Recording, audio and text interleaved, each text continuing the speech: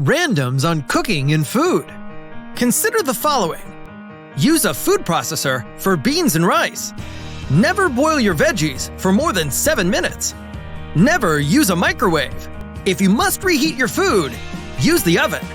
This not only helps us work on our patience, but several other key things as well.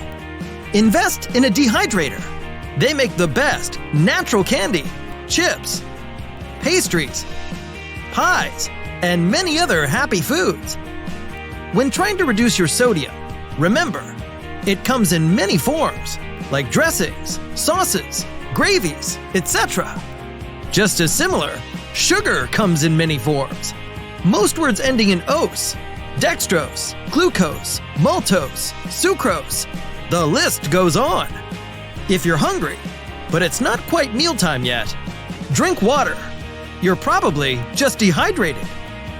Buy foods fresh, jarred, maybe frozen, but never canned. Wondering why on any of these tips? We keep it simple here, but we do elaborate on our site. Visit us at www.allthingsalkaline.org for more info.